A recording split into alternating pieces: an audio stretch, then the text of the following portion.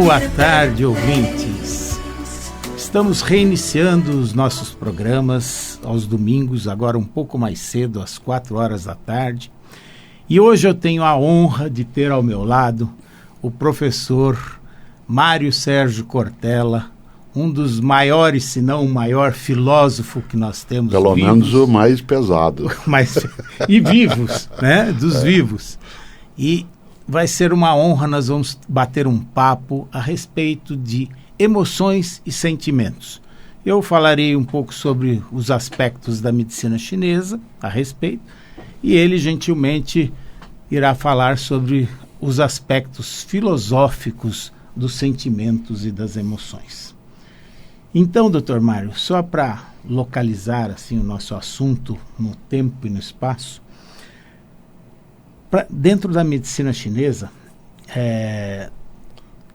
são considerados sentimentos as manifestações normais que ocorrem da psique do indivíduo. E esses sentimentos eles são agrupados apenas em 5 grupos, porque são divididos de acordo com a ordem dos órgãos. Então, o fígado seria a residência do sentimento raiva. O coração seria a residência do sentimento alegria. O pâncreas seria a residência do sentimento preocupação, desassossego. O pulmão seria a residência do sentimento tristeza. E, finalmente, o rim seria a residência do sentimento medo. Tornando a repetir, o sentimento, para nós, é a manifestação normal que qualquer indivíduo possa ter perante uma situação. Já quando esse sentimento passa a ser anormal, ele passa a se chamar para nós de emoção. E dentro das emoções, a raiva se transforma em fúria, a alegria se transforma numa alegria excessiva, sem motivo para tal, a preocupação numa preocupação ao cubo, o desassossego ao cubo, a tristeza se transforma na depressão e, finalmente, o medo se transforma no pavor, no pânico. Então, baseado nisso, gostaria que o senhor abrangesse o assunto do ponto de vista filosófico. Como é que a filosofia vê essa diferença de sentimentos e emoções e o que poderíamos acrescentar nesses componentes? É interessante, Dr. Gaba, porque a filosofia ocidental, que é aquela que nasce na Grécia há 2.500 anos, ela vai lidar com a noção daquilo que nós chamamos até de sentimentos, ela vai utilizar como capacidades, ou, para usar o termo mais técnico, faculdades. Né? Não faculdade no sentido de curso, mas sim, faculdade como possibilidades de ação, isto é, como virtualidades. Né? Nesse sentido, se diz que o ser humano tem 3 grandes capacidades, ou seja, 3 grandes possibilidades: pensar, ter prazer e sentir. Não se pode confundir sempre o ter prazer com o sentir. Né? Por exemplo, quando eu encosto a mão no objeto quente, né, eu, sem dúvida, sinto dor. Para algumas pessoas poderia ser prazeroso, no meu caso específico não é. Né? Esta lógica do sentir, a expressão que se usa para ter prazer, ela tem um sentido ambíguo em português, mas o termo técnico é gozar, né? No sentido de ter ali a fruição de algo, o aproveitamento de algo que dá, né, um estado imenso de bem-estar. E a possibilidade de sentir são 3 capacidades ou 3 faculdades humanas. Coloca-se aí uma grande questão para a filosofia. O que é alma? Isso se distingue de espírito, tem conexão com mente, está ligado a raciocínio, isso está em face com inteligência, isto é, tudo que não é corporal, estrito sensu, no ser humano, porque algo que a medicina chinesa não faz, que a medicina tradicional não faz, é esse afastamento, né, do corpo e do espírito. Não. Isto é, trabalha com a noção de uma integração mais direta, de uma interconexão. né? E, portanto, essa interconexão no mundo da medicina tradicional permite uma visão mais ampla, que os gregos chamavam de holística, né? Em relação a isso. Mas a filosofia não. Ela não tem essa percepção no Ocidente de uma integralidade. Né? Nesta hora, se separa, sim, aquilo que é a nossa capacidade de raciocínio daquilo que é o mundo das emoções ou o mundo dos sentimentos. Né? Nessa hora, é clássica a frase de um grande pensador francês, né, que muitos já leram ou muitos já ouviram falar, quase todo mundo conhece, ao menos, né, no campo da matemática ou até, né, de algum tipo de estudo, que é Pascal. Blaise Pascal, um pensador francês do século XVII, ele dizia algo que só a filosofia poderia fazer desse modo, que é: o coração tem razões que a própria razão desconhece.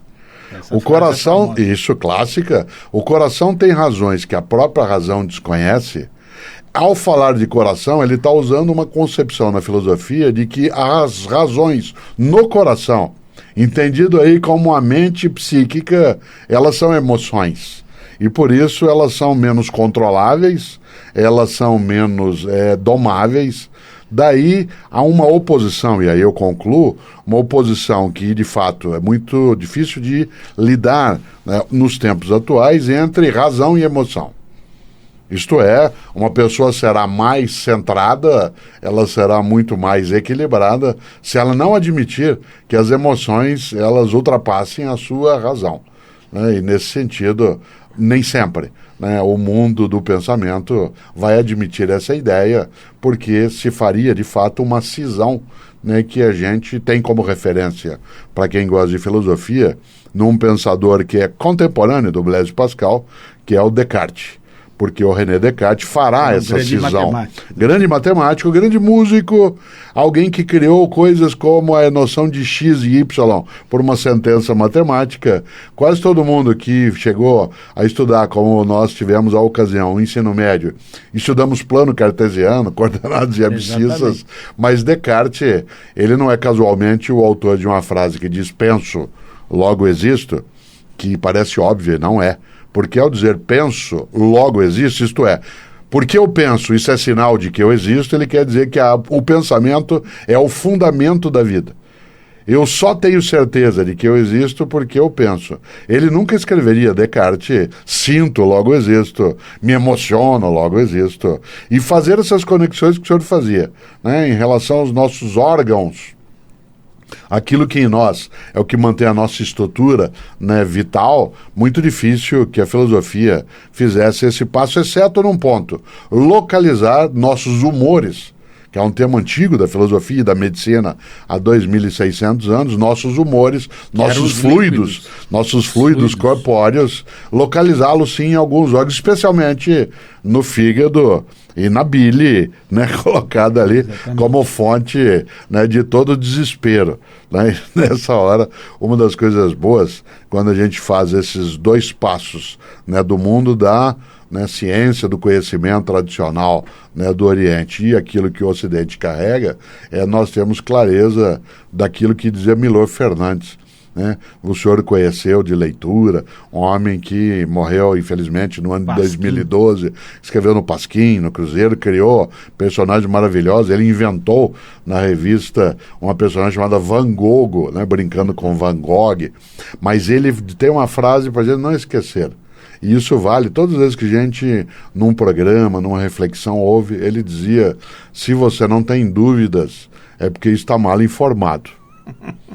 Se você não tem dúvidas, é porque está mal informado. Por isso, essa aproximação, ela é bela, porque ela contém vários esclarecimentos, como o senhor fazia, mas contém várias dúvidas que a gente tem de ter. E o filósofo da dúvida é o Descartes, que criou a lógica da dúvida metódica. Dúvida metódica não para suspeitar de tudo, mas para encontrar certezas. E nessa hora, claro, os sentimentos, diria a filosofia, não são bons conselheiros para as certezas. Outros diriam que não. Mas veja que interessante sobre a psique mental, que você abordou agora. A emoção, ela é diferente do sentimento. O sentimento, ele está na esfera dos órgãos. E nós temos duas forças antagônicas de igual poder, que nós chamamos do yin e do yang. E essas forças, elas estão em constante mudança. Sempre uma se transforma na outra e a outra na uma. Uma nasce da outra e a outra nasce da uma. A somatória das duas é uma constante. E ela só tem equilíbrio numa única posição. E existe uma dualidade dinâmica. Uma pode ser a outra e a outra pode ser uma. Eu exemplifico isso sempre com o dia e a noite. O dia é o yang, a noite é o yin. Só existe uma posição em que elas estão perfeitamente, o yin e o yang estão sem nenhuma força, zero. Seria 0 hora, né? E ao meio-dia. A partir do meio-dia começa a nascer a noite dentro do dia. A partir da meia-noite começa a nascer a noite, o dia dentro da noite. Então nós falamos 1 hora da manhã. Mas que manhã? Está um breu, né? Então, por isso que existe essa dualidade dinâmica, uma pode ser a outra e a outra pode ser a uma. E dentro desse conceito do yin e do yang, o sentimento, ele está sempre dentro do órgão. Como o órgão é yin, o sentimento ele é yin. Toda vez que esse sentimento se transforma numa emoção, ela é yang. E tudo que é yang sobe. Ou seja, tudo que é yang vai para a cabeça. Mas como eu disse que tudo no universo é dividido em yang e yin, as emoções do yang também podem ser divididas em yang do yang e yin do yang. Então, a alegria e a raiva são os mais yang do yang. Então, são as que mais sobem para a cabeça. Consequentemente, os sintomas da fúria e da alegria excessiva são sintomas mais do distúrbio psíquico. Já as do yin, do yang, que são medo, tristeza e preocupação, elas dão mais as doenças psicossomáticas, porque elas são yin do yang, elas são o frio do quente. Então, mas veja que interessante, e você mencionou uma coisa sobre alma, e isso é muito interessante, porque dentro da medicina chinesa é dividido. O fígado, dentro dele, reside o Hun. O Hun é a alma criativa. Então, um arquiteto, por exemplo, ele tem que criar. Se ele não consegue criar, ou um artista tem que criar, eles não conseguem criar, é porque o fígado deles está ruim. Então, eles têm que tonificar o fígado. Já no coração, fica o Shen. O Shen é o espírito. Então, quando o indivíduo tem algum problema cardiológico ou algum problema no órgão do coração, o Shen sai, diz que o espírito vaga. Então, um dos primeiros sintomas dele, antes dele ter infarto, antes dele ter tudo, ele tem insônia. Ele tem uma insônia porque o espírito fica vagando a noite inteira. Olha que bonito. Já no baço pâncreas, é o Pi, que é o pensamento. Então, o pensamento, ele começa a falar que ele não consegue ver as situações com clareza, que ele está com o pensamento embotado, ele não consegue pensar. É o Pi, é o baço pâncreas. Já no pulmão, é a alma sensitiva. É o Po. O Po, alma sensitiva, ele é aquilo que diferencia, por exemplo, nós dois assistimos o mesmo filme, um chora e o outro não se emociona nada. Fala, mas você está chorando por causa dessa bobagem? É por causa do Po, é o pulmão que está fraco. E finalmente, dentro do rim, é o I. I com Y. Esse I é a força de vontade. É a ambição de vida. Então, quando isso está baixo, o indivíduo fica largado. Alguém fala para ele, vamos no cinema? Ah, não, pega um filme, vamos ver aqui em casa. Vamos jantar fora? Não, pede uma pizza aqui, vamos comer aqui em casa. Então, existe essa representação, sim, da alma e do espírito, que eles descreveram isso há 5.000 anos atrás. É impressionante. Eu fico, cada vez que eu estudo isso, eu fico pensando como que eles pensavam nisso, né? Quando o senhor falava em alma, né, e colocava também uma parte dessas relações todas com a ideia de pulmão, não relacionando alma e pulmão, mas a filosofia o faz.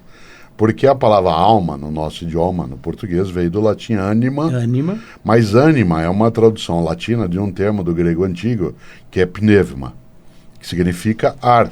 Exato. Né? Da onde pneuma, pneumonia, pneumático. Exatamente. Pneuma, né? No grego antigo, é aquilo que suspira e que inspira. É interessante, porque é o princípio vital. Evidentemente que a própria medicina, há não muito tempo, ainda identificava o fim da vida como tendo seu sinal na ausência de respiração. Evidentemente que hoje há outras formas até de aferir, né, Claro. ou de atestar o fim da vida de alguém. Mas durante séculos a respiração, até, né, não há muito tempo, se usava ainda um pequeno espelho, né, para se colocar no nariz da Faziam pessoa que isso, estava sim, moribunda, para observar se ela embaçava ou não, né, aquele espelho. E os gregos, na antiguidade, legaram para nós, né, a ideia de pneuma, né, portanto, daquilo que é inspiração. E é interessante porque, embora a filosofia não lide com a noção de yin, né, de yin e yang, ela lida, sim, com algo que veio por um filósofo que se aproxima muito na filosofia clássica do pensamento tradicional chinês, embora ele não tenha lá vivido, que é Heráclito. Parmênides é um pensador grego, né, do mundo dos Eleatas no século VI a.C. e depois V. E ele dizia: o ser é, o não ser não é. Isto é, uma coisa, outra coisa é outra coisa, que é a negação disso que o senhor colocava agora, olhado do ponto de vista ocidental. Isso dizia Parmênides. Já o Heráclito, que é quase contemporâneo nessa discussão, dizia: o ser é e o não ser também é, e são juntos ao mesmo tempo, um no outro. Mas onde vem mais claramente essa ideia, né, do Heráclito? Quando ele dizia, é uma frase clássica, nós não temos nada de texto do Heráclito. Tudo se perdeu, só há fragmentos do pensamento dele. Mas há um fragmento que é clássico, que tem a ver com isso que o senhor levantava. Ele dizia: esse mundo, nenhum homem o fez, nenhum Deus o fez. Ele é um fogo eterno que se acende e se apaga segundo uma medida desconhecida. Olha só, isso é um princípio da entropia dentro da quântica, dentro da física atual.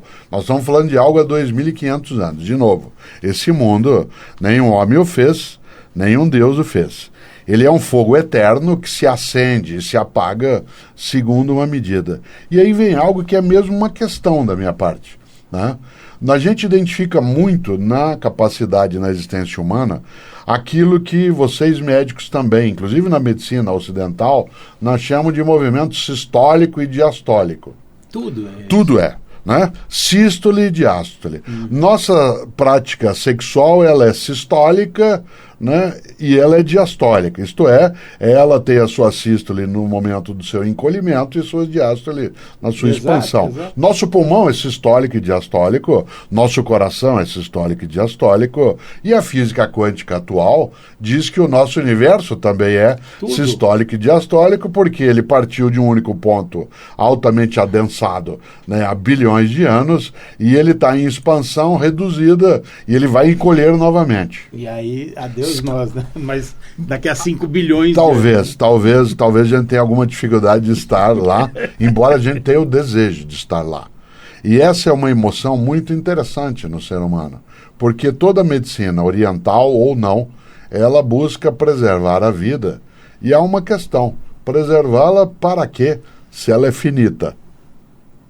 Essa é uma pergunta que a China talvez tenha pensado. Preservá-la para... É gozado isso, né? Você falou exatamente isso. Mas a filosofia é mais ou menos o seguinte: quero morrer com saúde. Isso, exato.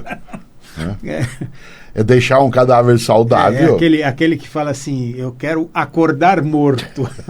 Né? Como é que vai acordar morto? O grande poeta português, um dos nossos maiores pensadores, Fernando Pessoa, né, ele tem uma definição muito cruel, mas verdadeira sobre o ser humano. Ele diz: o homem é um cadáver adiado.